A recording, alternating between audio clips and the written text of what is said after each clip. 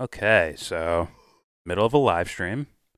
Before I get started, not forget to share, support, hopefully donate to Devon's Journey to Recovery, helping the victims of Africom, also a GoFundMe.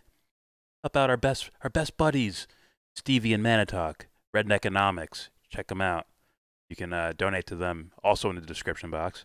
And last but not least, buy Sleepy J a coffee. I'll give him the cream.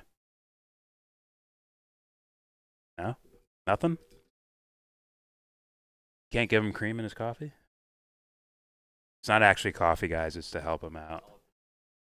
We got to help each other out because look what we're going to have to stand in front of. That's right.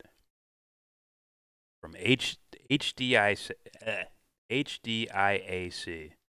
didn't even figure out what that stood for. Hey, we're doing it live, though. Fuck it. And they're going to be interviewing this guy, James Giordano. When you see him, you'll be a little, maybe. Some flags might go off. Tenderlungs, I know your shit will go off. Pause. I know you'll see that. But they're going to talk about these things called neuroweapons. Weaponizing brain science. And oh boy, if you thought it was just something where they just microwave your brain and melt it within your own skull, might be wrong. Might be actually a lot more woo-woo than you think. Oh, trust me, the woo-woo is important here. So here we go. Oh, there's this thing. Homeland Defense and Security Information Analysis Center.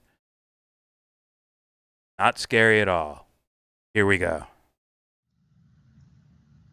This podcast is part 1 of 2 on weaponizing brain science. The Weaponizing Brain Science podcasts are part of a broader series on neuroscience and national security, Weaponizing which can be Brain found Science on the HDIAC website. podcast. Brilliant. Hello and welcome to the Homeland Defense and Security Information Analysis Center HDIAC podcast. The HDIAC is one of From 3 2020, Defense Technical Information 5,000 Center views. basic center of operation. These centers cover a If wide variety they've of technical advanced areas from there. that are of importance to the Department And by of advanced, Defense. they mean They feel more provide users confident with about the focused, technology as expert, opposed to technical actually consulting and unbiased advancing in scientific and anything, technical because I don't think this information shit is through actually, in-depth analysis and product creation. what's the word? My name is Mara Kiernan. I'm Huh? the lead analyst at the HDIAC. Forget This popular. podcast I mean, is like, the second installment in a credible. multi-part series on the intersection ideas of they're about to talk neuroscience about. and national security. Today's podcast will What's up, focus Caitlin? on neuroweapons and weaponizing brain science, and to talk about this topic, I'm excited to Caitlin, welcome the back dumpster Dr. James whisperer. Giordano. Dr. Giordano is a professor in the Wait till you Department see of this guy's Neurology fucking and face Biochemistry, and tell me it's not a chief villain, of the bro. Neuroethics Studies program, and co-director of the O'Neill Pellegrino Program in Brain Science and Global Law and Policy at Georgetown University Medical Center.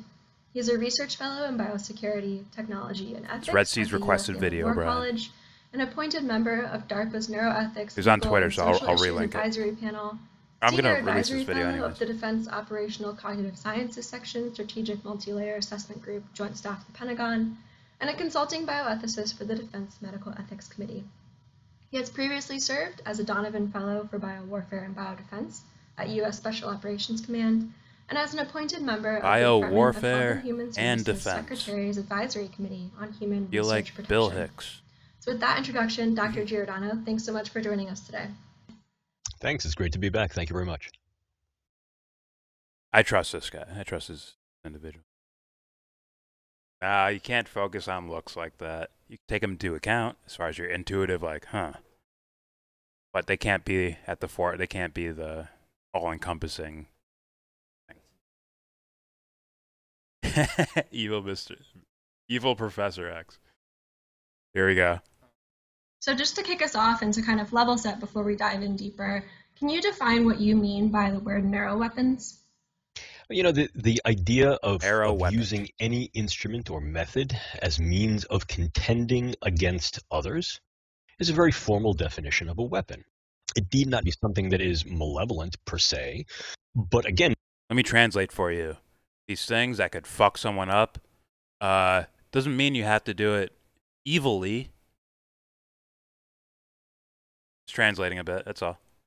by operational definition, what a weapon does is in some way alters that individual's thoughts, emotions, behaviors, physical nature, health,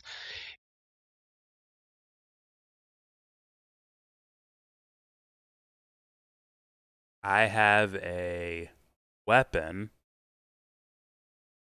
that can affect individual thoughts, behaviors, emotions.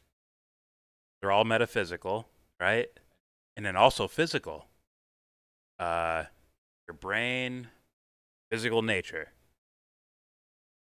And by the way, these type of thinkers, in my opinion, I don't know this guy, I never talked to him, I never heard his work, but something's making me guess that a guy like this associates the physical matter with the metaphysical stuff, like your thoughts, feelings, emotions, and all that. Now, in order to dive into something like this, you have to believe that. If you don't believe that, then you would think, oh, my machine's just going to mind melt them and whatever. Their brain won't operate optimally. Right, if you're going with the ghost in the machine type argument. But in order for this to like implant thoughts or to change thoughts or to fuck with thoughts, you better consider material and metaphysical as one. It means there is no metaphysical. It's just the physical matter. What you gotta do is manipulate that and you change someone. According to weirdos like this.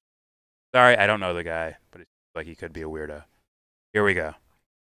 In such a way that is going to be more amenable to the individual who is yielding the weapon. So in other words, I'm changing an individual's stance towards me in some way and making them engage in a stance that's more aligned with what I want them to be. That's a formal definition of a weapon that comes right out of the Oxford English Dictionary. Yes. Legalese. Is it something where they can categorize it as a weapon and then associate it with the military so that you can call this legal? Is that possible? Is that their reason? I mean, something tells me that if this was just okay to do in general, they'd be doing it without the guise of the military or whatever. We need to put things in categories and say, this is defense. I work for the Defense Department. Defense. Protection. Legal. They replace morality with legality. They've replaced offensive weaponry, mind manipulation, physical harm, and call it defense. You tell me what world we're living in. Here we go. Clearly, when we think of weapons, we think of things like bombs, tanks, planes, boats, soldiers. And that's not incorrect. I mean, I think the more colloquial use of a weapon represents some instrument that's going to induce some kind of morbidity or mortality. And when utilized in these bellicose constructs, weapons don't that's have to kill anyone. One of the ideas of weaponology. But weaponology, as we discussed last time, can also include things that I do to my own forces, whether it's the human resources or whether the actual forces themselves, to make them more efficient in their mission of national security, intelligence, and defense, not only in terms of what I do to others. In that sense, if we put the neuro prefix to weapon, what we're really looking at is harnessing the neurological system, both peripherally and centrally, and its functions of thought, emotions, and behavior, so as to then yield instruments, methods, techniques, tactics, and tools that can then be leveraged against others, so as for us to then gain some purchase over their thoughts, emotions, and conduct. So a neuroweapon is essentially any weaponized method or tool that acts through the nervous system or at the nervous system, upon the nervous system, to influence and change the attitudes, feelings, thoughts, behaviors of others. No way someone just says that confidently. They're not. Something's missing, right? Something's got to be missing for someone to say that very kind of like, we're going to change the thoughts, behaviors of other people with already defining it as neuroweapons. Yeah.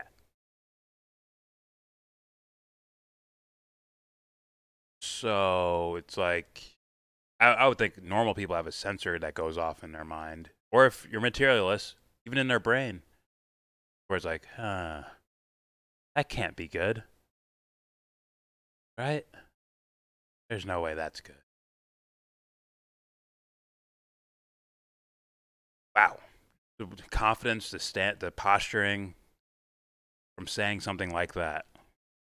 Regardless of how science fiction it is. Here we go. Thanks for that overview. So when we talk about neuroweapons, what types of technologies fall under that umbrella?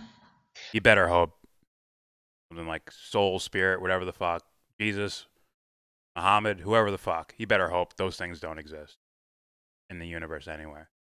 You'd have to really hope. In fact, he probably had to murder the wonder of that in order to continue on with what he's doing.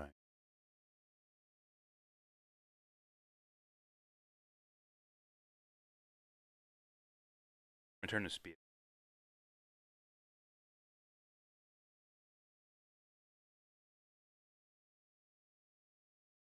All right, here we go. I mean, I think what is important to understand is that the basic technologies of the brain sciences can be parsed into two general categories, very generally. Those technologies that are used for assessing the brain, and those technologies that are used for accessing and affecting the brain. And a couple categories of, do we know what the brain is? There's something driving the brain. You know, something preceding the brain. Type of questions that need to be asked because, sorry, guys in your field have not figured out consciousness yet. But I'm sure they don't care about that.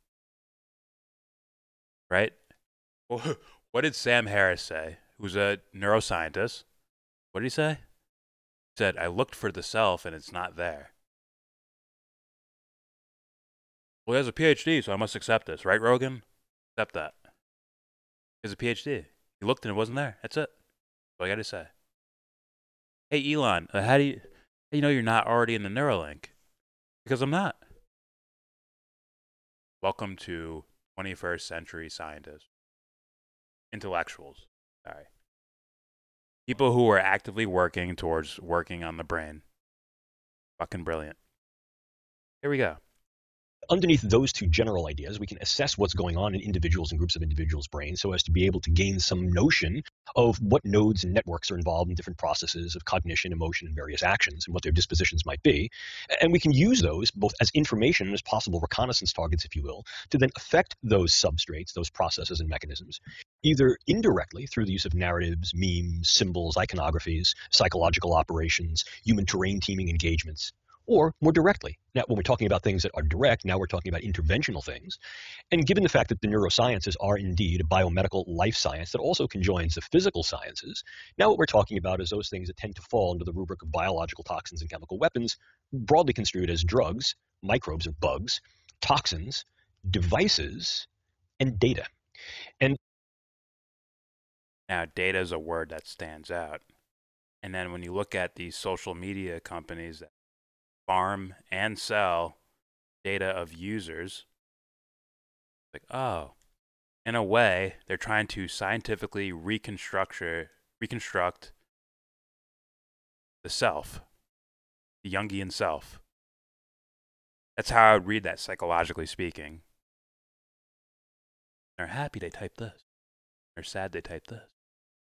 Oh, so someone passed away? Sad emoji.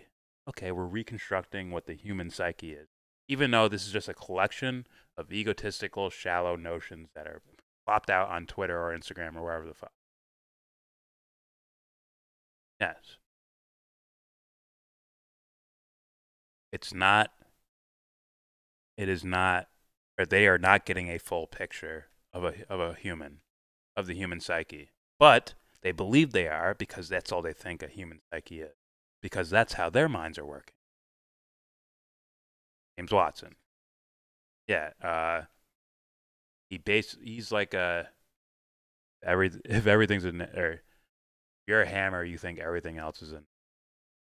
So if you're I don't know, like biochemist, biologist, or like in a material sense, or a chemist in a material sense, strictly material sense, that's like your, not just what you practice, but also your straight up like ideology is based in it. You're going to think everything that people do is going to be biology, chemistry, biochemistry, DNA, genes, genetics. If you're ideologically based with your sociology, you say, oh, everyone is environmental experience. They're their parents. They're their school teacher. They're their friends. They're their city block. Who they are. They're all shallow notions of another person. If you ask me. That's based on my own self-exploration. Like, oh, fuck, I'm more than these. You know what? Let's continue. It's those latter two, devices and data, that are really becoming ever more prominent as a consideration and a concern with regard to international oversight and perhaps regulation of what weaponology should and perhaps could be, and how neuroscience and neurotechnologies are then leverageable and employable as weapons on a variety of different fronts, not only being used kinetically, but increasingly being used as non-kinetic instruments to effect disruptive effects rather than destructive effects per se. So another I would have so many questions that this lady's probably not going to ask. Hey, who's the arbiter of good here? If you're saying something's bad out there, and you want to change it to something else, who's the arbiter saying this is the good thing, or this is the bad thing? Is it a collective notion? Is it just you?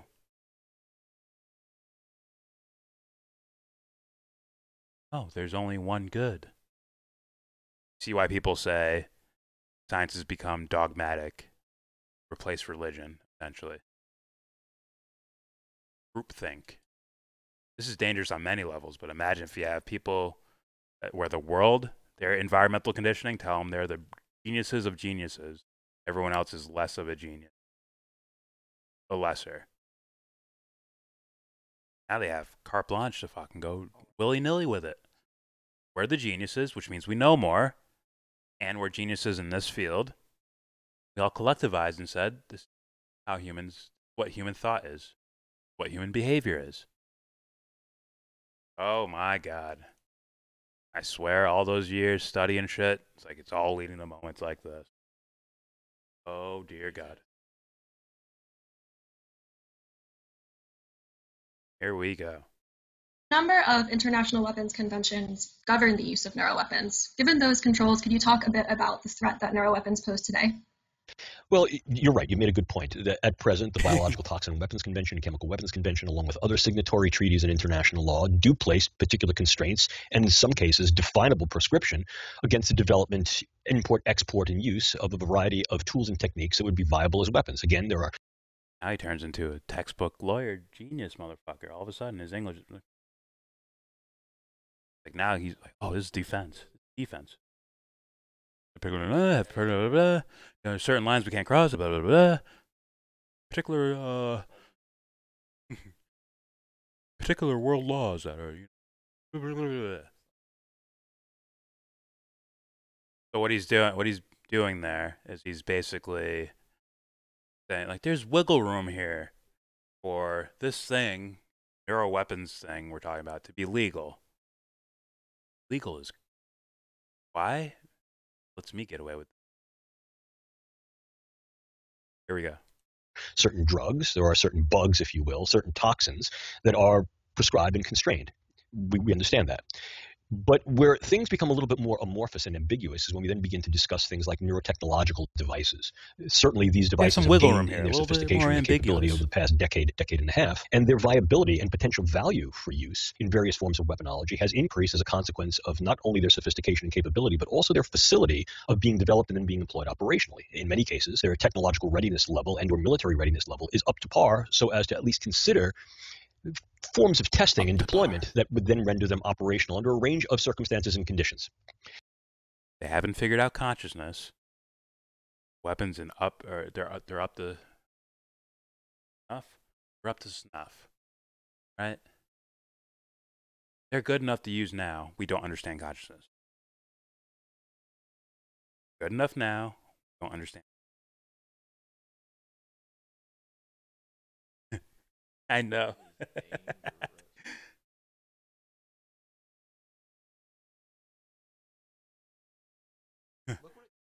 We've perfected bullets. We don't know what pain is.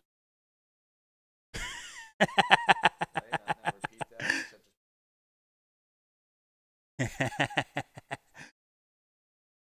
created boats. We don't know how to swim. It's the same fucking thing. Go on now. Here we go. That has not escaped Unreal. the. If you can learn what the fuck these guys are actually saying and translate it to just like where you could just talk to anyone, like we talk on his level, but also like just a guy on the street. Yeah, I think I consider that very valuable. Be able to parse through fucking language like that. Back up a little. Then render them operational under a range of circumstances and conditions.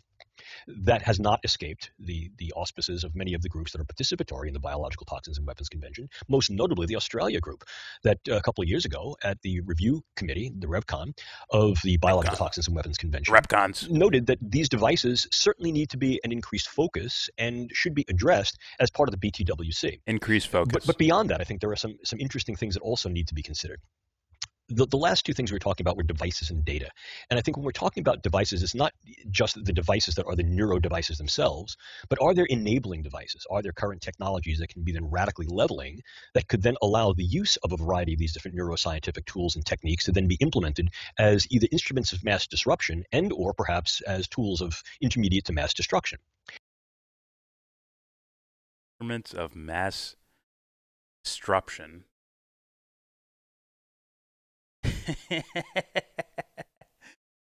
Unreal. What the fuck does that mean? What does that mean? What do you mean causing mass, like, whatever, riots or something? Mass paranoia. Okay. James Giordano.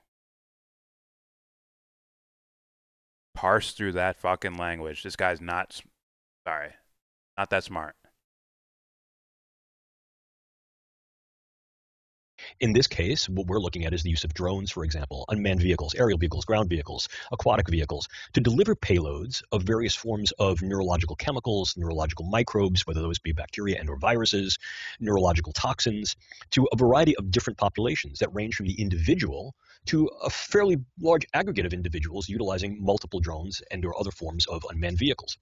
The other thing that we're concerned about is certainly the use of gene editing techniques, CRISPR, Cas9, Cas12, not just taken alone, but in concert with extant gene editing techniques. The relative ease of acquisition of these techniques and the relative ease of use, again, this is not for the completely naive, but some with basic gene editing and or microbiological skills and molecular biological skills could in fact utilize these techniques to modify an existing microbe, an existing virus, perhaps even existing structures of various organisms to create something that is modified or perhaps anew. And the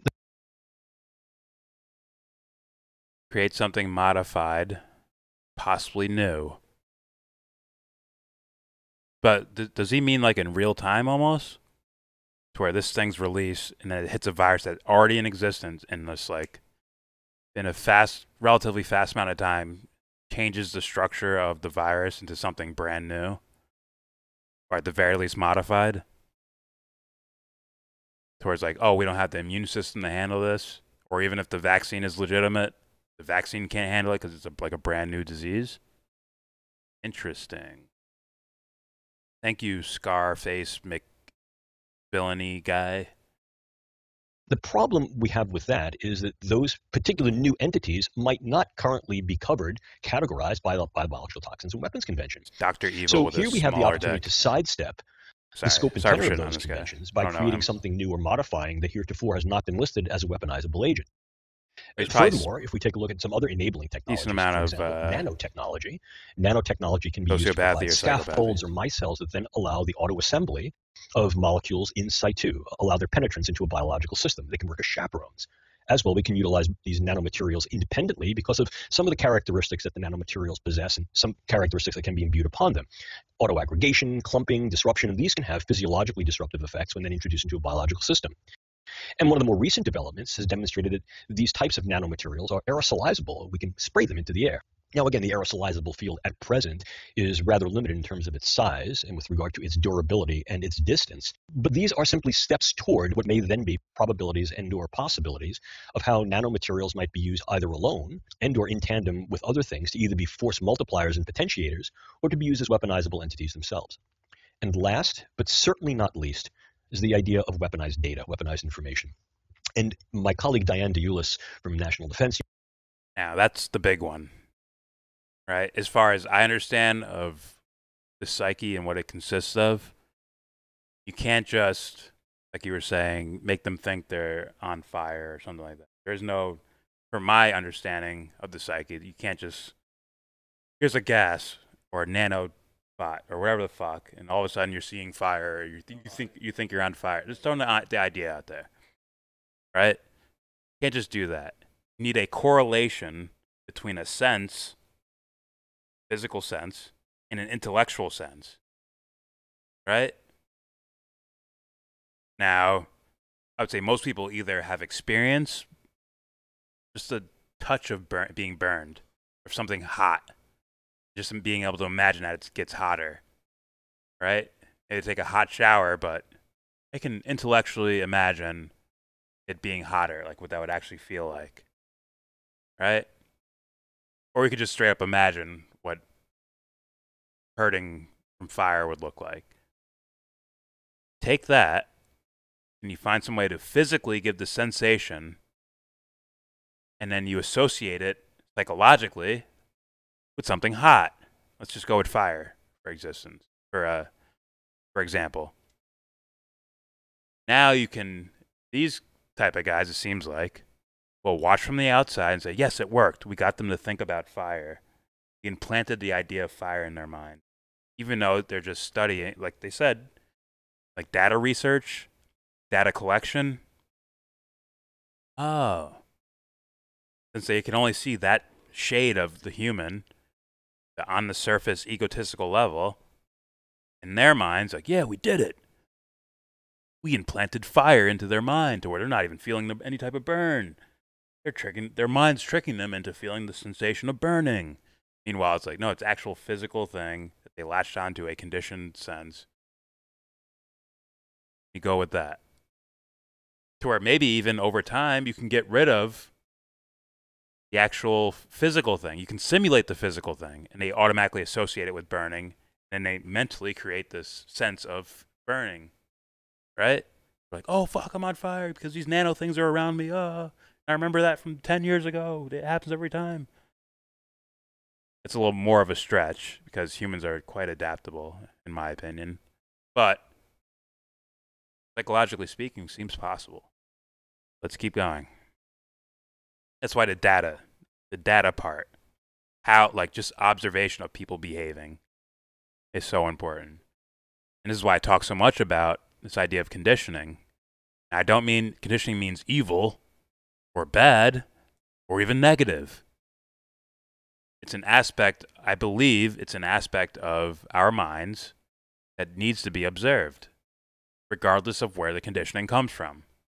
Even if it's something you plan on keeping as an idea, right? Like, oh, I like the way, like, oh, I was naturally copying my dad's style of handwriting. Oh, I want to keep that. At the same time, you still observe it. Self-imposed conditioning, but I'm still observing the conditioning. That's playing on the ego. Data. What is your egotistical surface level behavior? We're going to try and copy it. Let's continue. University and working with our senior scholar, Jeremy dark. Franco, now of George Mason University, working with some of our colleagues down at SOCOM and now at AFWorks up here in the DC area, Lieutenant Colonel Jennifer Snow. We've looked at how data might in fact be influential with regard to a force multiplication, not only to engage what the brain sciences are capable of doing, but also to engage the brain sciences in weaponizable ways. I would posit, as a brain scientist myself, that much of the contemporary trajectory of what the brain sciences are recently doing and are intended to do, or aiming to be done, the larger scale and very innovative projects, for example, in imaging and brain mapping, in trying to access the brain remotely on a variety of scales and to engage the brain's functions on a variety of scales, all require big data. It is intellectually lazy, dangerous, amongst other things. Right? What'd you say before? You said skipping steps? This is the definition of that. You take 30 test patients, you observe their brain readings on some sort of fucking scanner, right? You put images in front of them, like maybe a puppy crying or something, or a car accident or something like that, and you see what parts are triggered in the brain. And you take that, and you take that test group, and you say, hey, what does that make you think? Like, what do you want to do here? Type it out here. Like, it's a social media. It's like, I just saw this today, and this is how I feel about it. Type that out. Take those 30 people, all different genetic backgrounds, right? Black, white, women, gay, all those categories that people are now. Free data. Here you go, guys. Right? You're real.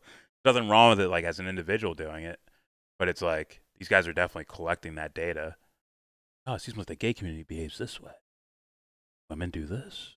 Black women do this. Asian American men do this. They're trust me, I truly believe that. I believe they're collecting all that data and putting you in genetic categories, right? You take that data from this small sample size group, you apply it to the rest of them. Or wherever the fuck this be. US. And then, whoop. Look at that. Now we have the human behavioral genome right in front of us. Skip steps to do it, right? Because it only took 30 people. The real work is done individual by individual. Everyone's fucking different. These guys, they want to get that tech out fast. They thought they could train military dudes to stare at goats and kill them. Their mind. Like, you think that's all you need? Like, even if that were possible, you think you could I'll just focus really much. Focus a lot and it'll do it. Yeah. Yeah. But yeah, right, that's clearly, you need a whole lot more information. You can't just go and kill a fucking goat. I wouldn't think so. You can't just take the data of a small sample size or even a large sample size and then say, this is how humans show them this is what happens. Guess what? They'll get even more intellectually lazy. They'll say, if you fall outside of this, you're an anomaly. If you don't react the same way that we want you to in regards to like a puppy crying, you're an anomaly. Thus, could be dangerous, terrorist watch lists, whatever the fuck. That shit they were doing in China, you have the face of a criminal, facial recognition. I don't know how legit that is, but story I heard, and sorry, it's not out of the realm of possibility in my mind. Things I've seen before. So let's continue. And big data that is then yoked to some form of decision technology and or some level of artificial intelligence to be able to sensibilize those data, assimilate those data, synthesize them, and use them in a real-time accessible way. Now, of course, we're concerned about things like custodianship and proprietary nature of data and access to the data and its relative hackability, and all of these represent real concerns. Do we get hacked? How do we legally get our hands on the information? On and so forth. A little bit of lawyer talk there. But more than that, I think, is the issue that to really force multiply the brain sciences or any area of bioscience and technology utilizing big data, you require cells of data that then must be yoked. In other words, you have nodes and edges to networks of data that then allow either in the U.S. or coming to the U.S. Assimilation, synthesis, use. Shout out to DJ Elf7. And it's not so much the actual nodes themselves that we worry about with regard to their hackability, but instead the networks, the edges of those nodes that allow their interaction on a variety of scales and levels and magnitudes. And those are the things that the stackability of those nodes within networks really gives rise to their relative hackability. And what we're worried about in this concern are a number of things. Number one, that the more data I have about an individual or groups of individuals, the more information clearly I'm able to amass about them, and the more I can use that information in a variety of ways. In many ways that are benevolent, certainly, but also in ways... Need that. Many ways that are benevolent. Trust me. Trust me. Benevolent. Trust me. Not like that dirty malevolence over there. It's angelic, benevolent. Needed to throw that in. Imagine that. Imagine getting away with that as an answer. How am I supposed to know you're going to use this for good? Well, I am going to use this. Like what? Explain more? That was good enough. I described it. Okay. Listen, bro. Turning to bros all of a sudden. Listen, bro. Get a dictionary and look up benevolent. That's what I mean. Do you not interact with people on social media that do that shit? Here's Webster's dictionary, bro. Read it. That's what I mean. Like what? Is that acceptable? My God. That again when he adds in benevolent. Spooky. Individual or groups of individuals, the more information clearly I'm able to amass about them, and the more I can use that information in a variety of ways. Many ways that are benevolent, certainly, but also in ways that may He be still says malevolent. many In other words, ways. the more I know about you, the more I know where your relative strengths, capabilities, weaknesses, and flaws lie, and the more I can. The more data I have on you, the more I can figure out your strengths, capabilities, weaknesses, and flaws are at. It's like they're creating a you. Yes, a synthetic you based on your egotistical reactions. And like I said, there's going to be that self-fulfilling prophecy aspect to it, to where they try to dumb people down and society down to thinking strictly on the egotistical level, so that if every person in the country or even the world or whatever, wherever they're mining the data from, if all of them are living strictly on the surface with the ego, they'd have no internal things happening, no internal dialogue, no internal world happening, then yes, they can harvest data and yeah, they have you nailed. That's all you're showing. That's all you're expressing in your private and public moments. All you're expressing is those egotistical moments, which is why something like paying attention to like technocratic fucking laws, rules, companies. That's why that's would be considered important if you're gonna do the psychology thing like me. Right? Post-human world. Yeah, that's what that guy was talking about. How about the scene in The Matrix where you're like, they want to turn us into this, and he's holding a Duracell battery. You need to narrow the human down, the surface level egotistical layer of the psyche, and now once you do that, now you have the self-fulfilling prophecy. Like, that's all they are, though. Now I can say that because we did our best to try and influence them into doing that, into focusing on the ego shallow level. No. I just fucking Swiss Army knife through everything he's saying. Like, listen, I went to Harvard. Guess what? They got dipshits that bought into it. The race realism shit. You got normies on a normal level selling this. This is that thinking process. That's what that is. Let's continue. Target those things in ways that are specific to you. And that can be across a range of dimensions. It could be your biology. It could be things that have to do with your psychology. It could have to be things with your social engagements, or even something that has to do with your economics. So what I'm able to do is vulnerabilize you by virtue of the amount of information I'm able to put together about you and then yoke that to other information. I can track you in real time based upon your various movements and the various kinetics that come out of your social media, cell phone, and how you're using, for example, credit cards and a variety of different loci in your geographies. I can. What was I saying earlier in the stream? There needs to be that failsafe thing, to where even though you want to be like, hey, you know, poor guy, he grew up in a poor neighborhood, this is why he does what he does. You know why that's not an acceptable answer? I understand empathy. I understand that. At the same time, you cannot narrow them down to just that, their environmental experience or their biological experience. You cannot narrow the human down to that. Because that makes this credible. This is now credible once you go there. I understand, like, hey, lay off, man. You went through this. I get it, and I empathize, and I deal with it accordingly. Like, I'm not gonna fucking. I think I said this to Frank. I'm not gonna throw that fucking earth at you. But at the same time, it's like we better recognize that's there. You know, or on. Forget that. I don't want to say recognize it there. That's affirming it. if it's possible that extra element is there, better.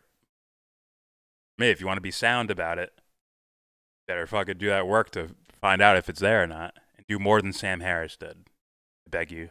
I beg you to do more than what Sam Harris did.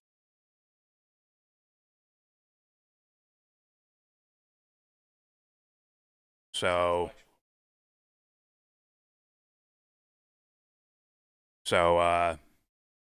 yeah, that's why that little failsafe thing there, not even a failsafe, it is the thing. It's the thing. Where the immunity is. The whole self.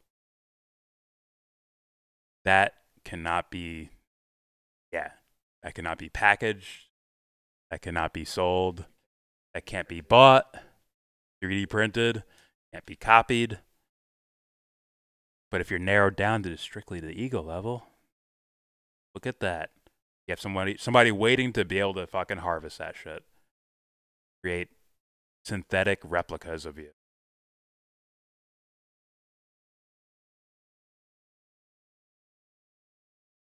What did Caesarion say? You wish you could kill it, but you can't. And yes, I believe, let's say they did narrow everyone down to that ego level and harvested the data and all that shit. Still not going to end. It's going to break out. We're going to have, something's going to malfunction. Someone's going to get a negative feedback. When they get that negative feedback, all of a sudden, here comes that critical thinking. We talked about this earlier in the stream. And uh-oh. Uh-oh. Now I'm going to start challenging people and cause them to have a bad day. Hey, what the fuck? Hey, man, why are you thinking that way? Oh, negativity? Now I'm having a bad day. Now I got to think about it. Now, oh, shit. Doom, da doom, da doom, da doom, da doom, da doom.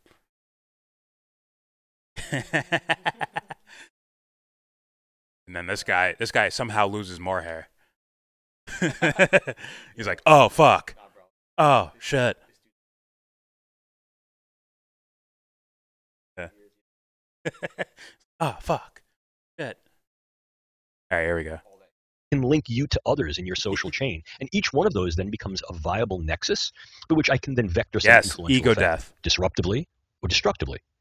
If we take that down to the biological level, the more I know about you biologically in terms of your genome and your genetics and particular aspects of your phenotype, the more I may be able to develop precision pathologies that can affect you specifically in ways that are unique and peculiar to you.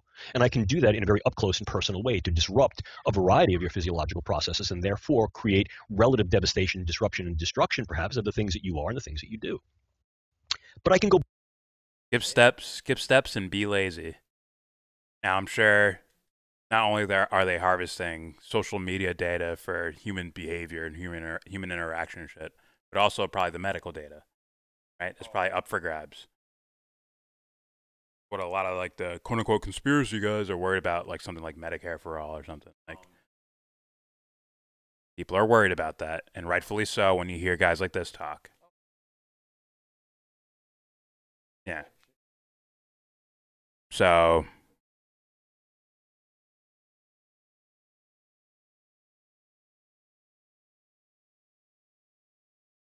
here we go. Beyond that as well, I can corrupt individuals' data by inserting information, very, very, very low level, minute information that changes the entire tenor of the information about them. In other words, the information that exists about you defines, if you will, your online presence. It defines your cyber presence, your cyber identity. It is your cyber fingerprint, footprint, retinal print. And by altering those Your data in some way, by inserting things or omitting things from your medical record, particularly things that are a bit obtuse, or a bit amorphous, what I may be able to do is to insert or remove certain things that are crucial to the way you are regarded. Who's looking over your shit? I can, for example, put into your medical record that you have a familial history of psychiatric disease, or that you particularly have some underlying biological condition that may require treatment, or that may negate your treatment. And as a consequence, the way you are not only regarded medically, publicly, politically, legally, and economically, but the way you are engaged and the nature of your engagements can be affected on a variety of scales, literally from the cellular all the way to the social. So when we're talking about the viable weaponology of things So, what was that thing I say? Changed one of the walls in the maze, and the rat will behave differently. Not calling people rats, just saying What I do is change your chart around. All of a sudden, your whatever mental medical condition, guess what? You're not psychologically immune. Guess what? You might start behaving a certain way just based on hearing that information from a quote unquote medical professional. This can happen. Based on the conditioning I've seen out there. Oh, you bet your ass. What was that shit we were saying? Fuck. All right, here we go. Or any really area of bioscience and tech, what we're worried about is those scalar effects that are both disruptive and ultimately, by virtue of ripple, destructive. This has been part 1 of Yeah. Come fucking save me, whoever you are. Take me to the promised land. Wow, we just saw. Yeah, I get it. Wow, I mean, that's just healthy human right there. Right? You have that guy who probably has an ideology, which if everything he's saying is for real, that's a dangerous human, in my opinion. Yeah, this is a danger. Even though it is dangerous on a physical level, obviously, but the thing that makes you you, right? Thing where you have a feeling about something and it floods into your ego. Your ego has to deal with it. Where you have better insight on yourself and the world around you. All of a sudden, if that's being phased away because your ego's locked into person, place, thing, matter, who, what, where, when, why, physical, stimuli. Oh, fuck.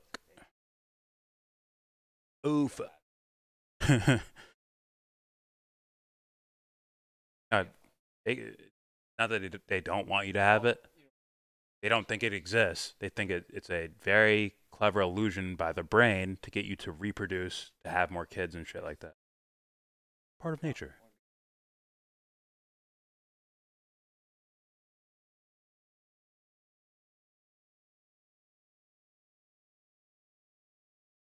Oh boy.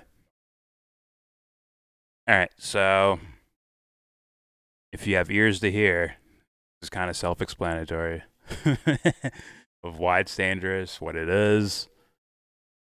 My God.